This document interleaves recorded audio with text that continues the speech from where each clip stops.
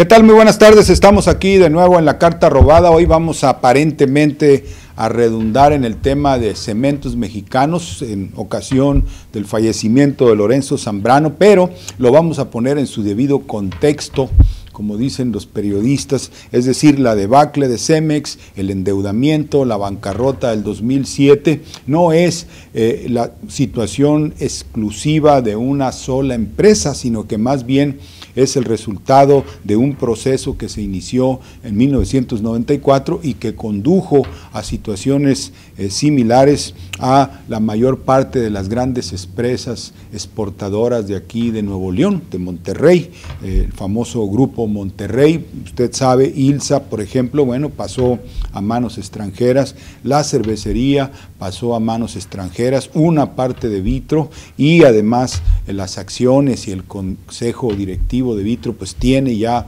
ahora inversionistas externos o también fondos de inversión, especuladores, pues, así que todas las grandes empresas de Nuevo León se fueron junto con Cemex en un determinado rumbo, agarraron por un cierto rumbo, una cierta concepción de las cosas, y esa fue la que las condujo a los problemas financieros que en otro momento se terminaron con la enajenación de esas empresas. En el caso de Cemex, la agencia CNN está diciendo que es muy probable que un extranjero dirija Cemex de hoy en adelante, por aquello de que pues tiene que andar en los negocios globales y todo eso, ¿verdad? Pero en realidad pues es que el peso de los acreedores ya sobre Cemex pues es muy grande. Imagínese usted una deuda de 17,000 millones de dólares, pues eso es como para no dormir nunca, ¿verdad? Bueno, pero hay acreedores y los acreedores pues podrían meter la mano, según la agencia CNN, en la dirección de Cemex. Así que vamos a hablarle de todo esto después de este corte.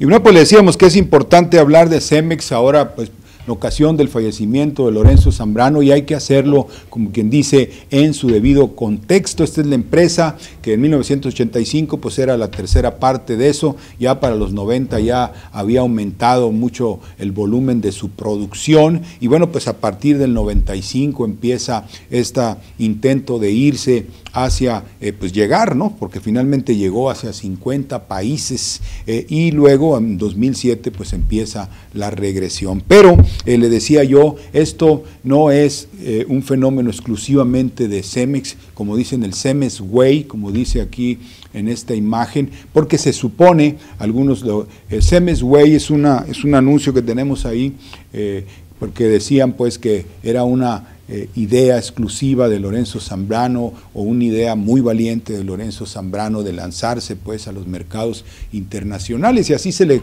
consideraba, pero no fue así. En realidad fue un grupo de empresas exportadoras las que intentaron lo mismo. Acuérdese usted, por ejemplo, Cervecería se alió allá con la distribuidora que ahora pues es dueña, ¿verdad?, de Cervecería, Heineken, para distribuir en algunas áreas de los Estados Unidos las cervezas mexicanas y luego irse al mundo, etcétera, etcétera. Todos intentaron eso, la Cervecería Corona también, etcétera, pero todos ellos terminaron perdiéndolo todo, ¿verdad? Porque también la Cervecería Corona pues también se perdió, ¿verdad? Y pasó a manos extranjeras, a manos de los acreedores o de un grupo rival que se aprovecha del endeudamiento de la empresa pues para quedarse con ella, ¿verdad? Le dicen, pues mira, yo te compro los fierros baratos, obviamente, pues estás en quiebra, ¿verdad? Pues déjame los baratones, y te compran los fierros y ya te quedaste sin la economía real, sin la producción. Y eso fue la historia de Ilzamex también, es la historia de una parte de Vitro, es la historia de varios de las... Esta es la historia, mire, de Cemex, el auge y la caída que empieza en el 2007, en este diagrama muy bueno que hace el periódico El Economista. Ayer le dimos también su reconocimiento porque se nos hizo verdaderamente útil este diagrama. Vea cómo empieza el ascenso desde los 90, se empiezan a comprar y a comprar y a comprar, se lanzan a comprar Ritco, esta empresa enorme australiana, para entrar a los Estados Unidos, y luego purrum para abajo. ¿Por qué? Bueno, pues porque había una burbuja hipotecaria, ya muy conocida por todos, la burbuja hipotecaria revienta y esto se viene para abajo, ¿verdad? Esta es la burbuja. Pero, le decía yo, este asunto empezó con Carlos Salinas, donde vemos esta foto de Lorenzo Zambrano con Carlos Salinas. Carlos Salinas toma la economía en bancarrota y decide que la mejor manera de sacarla a flote es atraer inversión extranjera, porque pues no hay lana en el país, ¿verdad? Dice, bueno, que se venga la inversión extranjera. Esto lo cuenta el propio Manuel Camacho, y le apuesta al Tratado de Libre Comercio como la forma de atraer inversión, y a las empresas locales les dice, olvídense del país, no va a haber nada que vender aquí, váyanse hacia el extranjero, váyanse a conquistar los mercados, vámonos al libre comercio. Los Estados Unidos son el mercado más grande del mundo, y aquí está la escena donde se firma ese tratado y donde empieza esta aventura, ¿verdad?, que hoy pues ha llevado a la desaparición a muchas empresas, y según lo que plantea CNN, pues es posible que lleve a Cemex a tener que tener, valga la redundancia, tener que tener un jefe extranjero. Es lo que se está manejando en este momento por parte de CNN, no de nosotros. Nosotros no somos tan mal pensados, pero pudiera ocurrir. Le vamos a platicar más de esto después de este corte.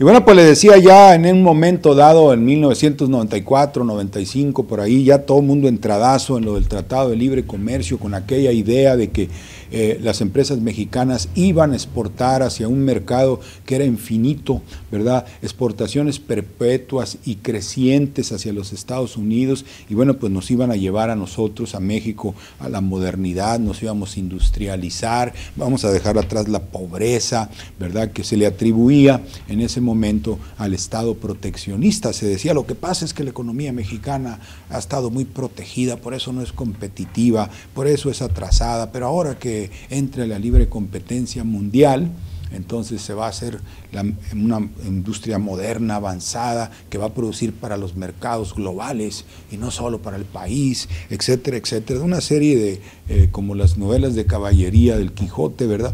Entonces, mire, pues se metieron, la primera fue esta burbuja hipotecaria, que ahí fue aquí donde le falló muy feo a la élite mexicana, porque no se dieron cuenta que era una burbuja cuando mucha gente en el mundo lo sabía y decía, no, pues es que lo de las hipotecas, esa fiebre de comprar y construir vivienda en los Estados Unidos y en Europa y en otras partes, aquí nos llegó tarde, nos llegó ya con Vicente Fox la misma burbuja, y mire dónde están las vivienderas en bancarrota, todas las de México, las grandes, Homex y esas, y así es como se comporta una burbuja. Mire, es una operación, digamos, que se repite. Ha habido muchas burbujas en la historia, la de los tulipanes es muy famosa, la de las mares del sur, ¿verdad? Entonces todo agarra auge porque se dice, mira, esto es bien chido, cómpralo, y empieza todo el mundo a comprar, y el dinero se va para allá, y sube el precio, porque está subiendo la demanda de esa acción o de ese producto financiero o lo que sea, y luego de repente llega un punto en donde ya no se puede sostener porque es burbuja y se desploma, ¿verdad? En el caso de las burbujas, las hipotecas, porque pues la raza no pudo pagar lo que se le había prestado para construir, ¿verdad? Así que ese es su comportamiento, pero la burbuja de las hipotecas, a donde se fue de bruces no solo Cemex, sino también ILSA, Vitro y otras grandes empresas de por aquí. Bueno, pues esa burbuja se había ideado, estaba Alan Greenspan en la Reserva Federal y otra raza, y ellos dijeron, vamos a hacer una burbuja de las hipotecas para salir de la crisis de 1987, el famoso crack de 1987 que tenemos aquí en la siguiente imagen, que pues provocó el pánico, ¿verdad? Usted puede ver ahí la caída y mire el pánico que se generó entonces en los periódicos. Fue octubre de 1987, ahora sí, como decía la canción, todo se derrumbó, ¿verdad? Se vinieron abajo, se paralizó la economía, y que pues ¿qué hicieron? Dijeron, no, pues vamos a inflar la economía, vamos a meterle dinero, mire la forma en que cayó las cosas, cómo andaban allá en lo azul, y mire de repente para dónde cae la bolsa, y todo lo que supuestamente valía $1,000 pasa a valer 50, ¿verdad? Entonces de 1,000 a 50, ese es el colapso más o menos de pérdida de activos globales que simplemente se borraron, desaparecieron. Entonces la economía mundial, no vaya usted a creer que nada más la de Estados Unidos, nosotros mire cómo andábamos aquí, estaba Miguel de la Madrid, ¿verdad? Entonces pues entra después Salinas, y allá en los Estados Unidos le dice, ¿sabes qué, manito? Tráete tu gente, vamos a construir una burbuja de las hipotecas, y por ahí se fueron todos, fíjese usted, y no tuvo la élite dirigente mexicana, empresarial, incluyendo Lorenzo Zambrano, no tuvo la capacidad de darse cuenta que se los estaban llevando al baile con esta burbuja, ¿verdad? Eso pues sí es grave, que no tengamos todavía capacidad de inteligencia y que en nuestro país se acomode a cualquier moda internacional, ¿verdad? Cualquier moda, como ahorita la de las automotrices. Ese es el principal problema, porque ya México debe resolver eso, tiene que tener una clase política y una clase empresarial que piense por sí misma y que no reciba puros refritos de Forbes o del Wall Street Journal o de la revista Fortune, que creen que todo lo que dice ahí es real, ¿verdad? Oh, la revista Fortune, oh, el Wall Street Journal, oh, The Economist, y son puros cuentos para como dicen ellos, controlar a los nativos, porque así nos ven a nosotros como nativos, como seres de los países pobres, atrasados, ignorantes, así nos ven. Entonces, pues nosotros tenemos que ponernos picudos, ¿verdad?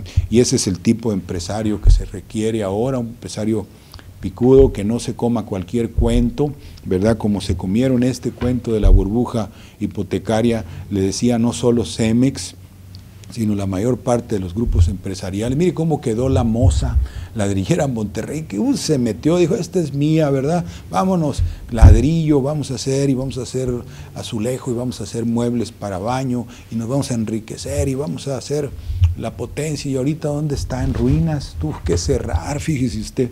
Entonces, le digo, a los empresarios mexicanos se los llevan muy fácil al baile, no tienen pensamiento independiente, me los adoctrinan ahí en el Tecnológico de Monterrey, luego les dan una enjabonadita por allá en Stanford, algún lugar de esos, y luego ya me los regresan todos, ¿verdad? Así programados para aceptar cualquier cuento. Le vamos a platicar más de eso después de este corte.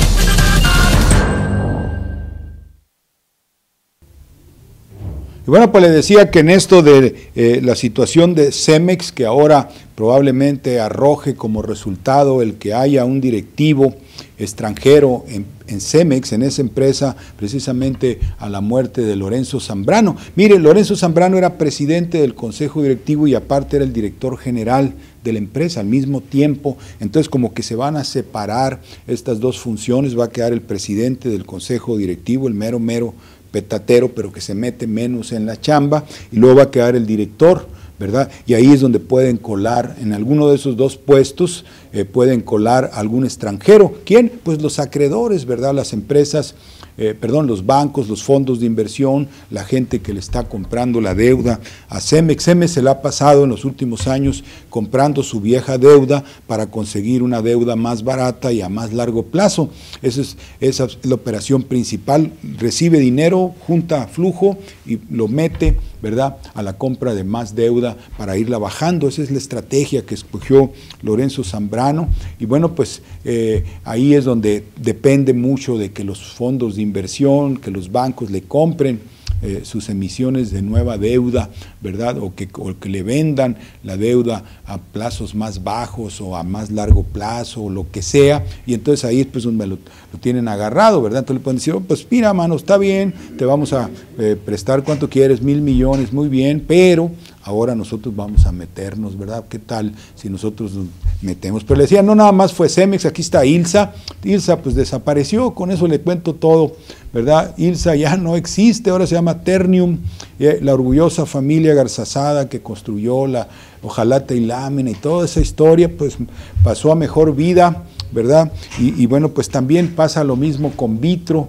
Vitro tuvo que aceptar vender partes del emporio que era y además aceptar inversionistas pues que no son de la misma familia, ¿verdad? Pues que tuvieron que aceptar incluso extranjeros a un fondo de inversión, creo que se llama Fintech, de un tal David Martínez, que dijo, pues a ver, yo los rescato. ¿De cuánto se trata? No, pues que 400 millones de dólares, creo que muy bien, pero yo paso a formar parte del consejo directivo, ¿verdad? Todo esto después de haberse todos metido de cabeza en la famosa burbuja de las hipotecas. Así que así está la cosa. Y ahora, fíjese usted, a la élite empresarial mexicana me le están jalando a otro proyecto un tanto suicida, que es esto de la burbuja nueva que tenemos aquí, porque se viene construyendo otra burbuja, obviamente, pero ahora en torno, o como le diré, de refilón, basada en la industria de autopartes. ¿Qué es lo que está pasando? Mire, lo que está pasando es que en los Estados Unidos se venden menos carros.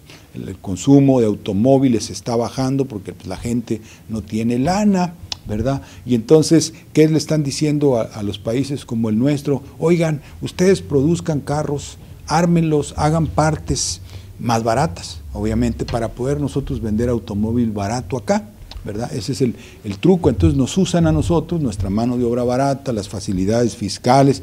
Ya ve, si llega una empresa, aquí le voy a dar el mapa, ¿verdad? Aquí están las maquiladoras, estas automotrices, mire dónde están. En el norte están en Sonora, la Ford, acá en Nuevo León están partes de General Motors y de Chrysler, ahí en Saltillo, General Motors, Chrysler, y así, allá en Baja California, Toyota, fíjese usted, y son armadoras, o contratan a gente que les hace partes automotrices también, eso también funciona, y les llaman clusters, fíjese usted, cluster quiere decir que se alía una empresa grande que hace, digamos, un chasis, ¿verdad? Y alrededor de ella pues se aglutinan otros que hacen pequeñas cosas, ¿verdad? Que le ayudan con esto, con lo otro, con un fierrito, con un tornillo, etcétera, y se forman estos clústeres como este de Querétaro, también hay aquí en Monterrey, etcétera. Entonces están canalizando toda la industria del país en esa dirección, que como le digo, pues es muy vulnerable, porque pues puede desaparecer en un momento dado, porque como le digo, no es que los Estados Unidos, no es que Europa estén demandando más automóviles, no. Lo que pasa es que nos echan más órdenes a nosotros, nos dicen, a ver, hazme esto, hazme el otro, porque van cerrando sus plantas en los Estados Unidos y en el propio Japón, ¿verdad? Dicen, vámonos allá con los mexicanos, tienen la mano de obra más barata del mundo, vámonos, está muy barato allá. Nos sale producir a cualquier pieza, nos sale la mitad, pues órale, tenemos que irnos para allá, sí, pero no estamos nosotros aportando o participando en un boom, estamos participando más bien lo contrario, una baja de las ventas que se quiere compensar con los costos bajos o bajando los costos, que ellos le llaman competitividad, ¿verdad? Cóbrame salarios menores, no me cobres impuestos, ¿verdad? Regálame el terreno, regálame el agua, regálame la electricidad, regálame el predial, todo, y yo te voy a decir que eres competitivo. Te pongo el título aquí, competitivo, ¿verdad? Para que tú puedas decirle al mundo, soy competitivo. Así que así están las cosas. Vamos a regresar con más después de este corte.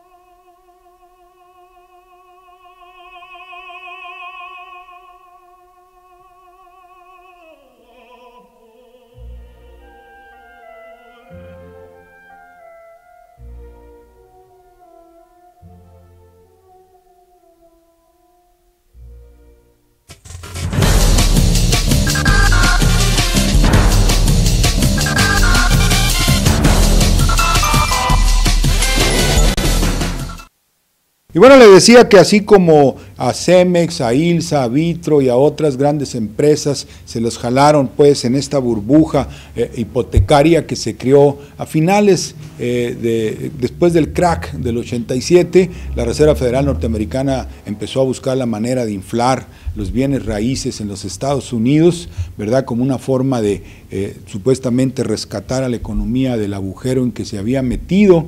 Y bueno, pues ahí fue donde nos convocaron y luego vino lo del Tratado de Libre Comercio y pues todas estas empresas pues se fueron de cabeza. Les decía yo que hace falta ya en México un liderato empresarial que sea moderno, que sea avanzado, que no sea colonial, ¿verdad? O sea, no, una concepción colonial pues es la de estar obedeciendo nomás al poderoso. ¿Qué quiere usted que haga yo? Me paro de cabeza, ¿qué quiere? ¿Verdad? Eso es lo que es una mentalidad colonial, en vez de decir, no, mis intereses como país son estos. Eso es lo que no existe en nuestro país, fíjese usted, y por eso es una tras otra. Ya reventó la burbuja de las hipotecas, se fueron a la ruina, ILSA se fue, desapareció más bien, y otras tantas. Cemex pues está a punto de ser probablemente pasar en manos de una directiva extranjera, ¿verdad?, por su propia situación, y ahora nos están vendiendo esta nueva aventura, ¿verdad?, que es la de maquilar partes de automóvil, porque no va usted a creer que es nuestra la producción y la ingeniería y nada de eso. Simple y sencillamente armamos aquí en México y alrededor se está desarrollando un clúster, le llaman ellos, un grupo de empresas que producen autopartes, diferentes cosas para un automóvil de diferentes compañías. Y mire, aquí está la instalación de muchas de estas plantas armadoras, que en realidad son maquiladoras pesadas, digámoslo, ¿verdad? No es lo mismo que hacer textiles, no es lo mismo que hacer fierritos electrónicos para celulares o cosas por el estilo, pero sí es maquiladora finalmente, puesto que el producto entra, se maquila y se vuelve a ir, ¿verdad? No es producción para el país. Así que eso es lo que tenemos. Mire la distribución. Yo no sabía que en Baja California estaba Toyota, pero pues están todas ya en diferentes partes. Aquí en Coahuila pues creo que es la mayor porque tiene Chrysler y General Motors, en Sonora tienen la Ford, y allá en el centro del país, en el Estado de México, hay como 5 compañías, como usted puede ver aquí, están todas, Honda, todas, Ford, General Motors, Chrysler, todas están ahí en el Estado de México. ¿Haciendo qué? Pues usando facilidades que se les dan, terrenos gratis, por ejemplo, nada de impuestos, se le da la mano de obra más barata del mundo, porque ya la mexicana pues ya es la mano de obra más barata del mundo.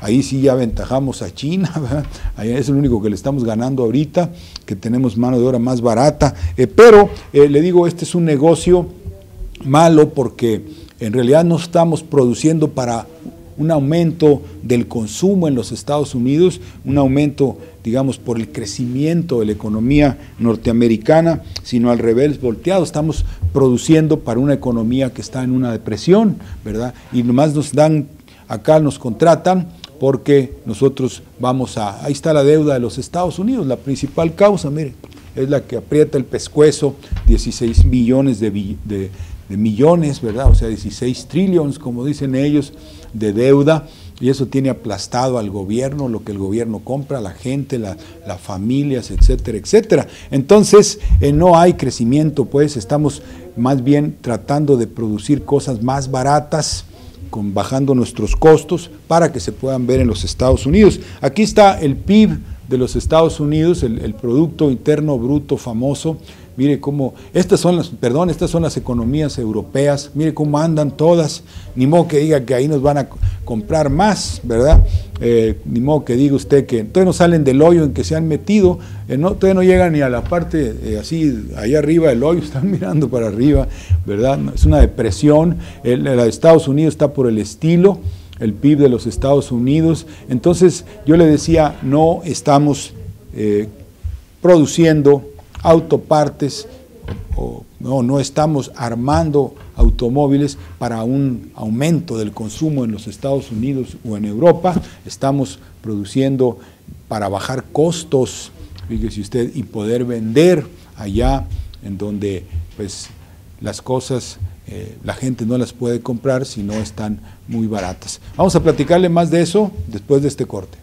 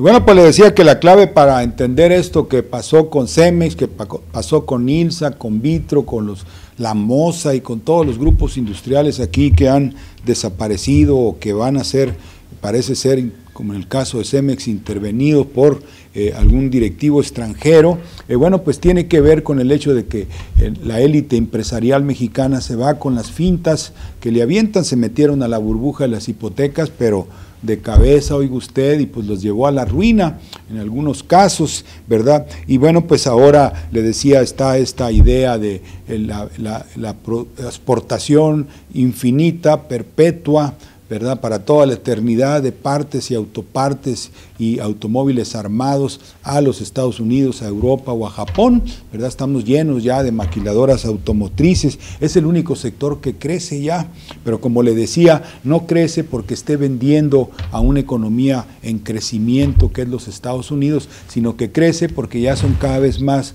las plantas que se vienen para acá en busca de la mano de obra barata.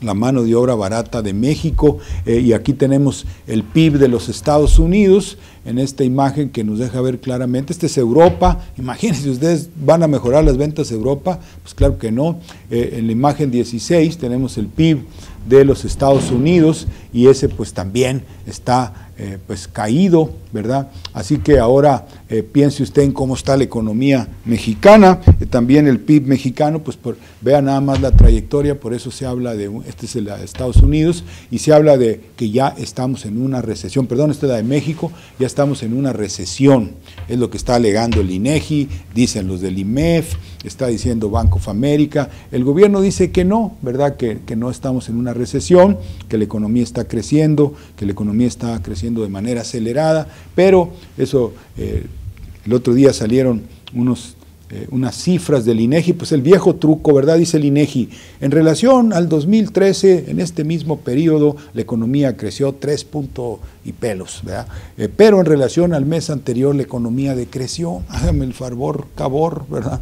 O sea, en relación al año pasado la economía creció, pues cómo estaba el año pasado la economía, pero en relación al mes anterior, o sea, el mes de febrero, estamos hablando de las cifras de marzo, pues la economía decreció.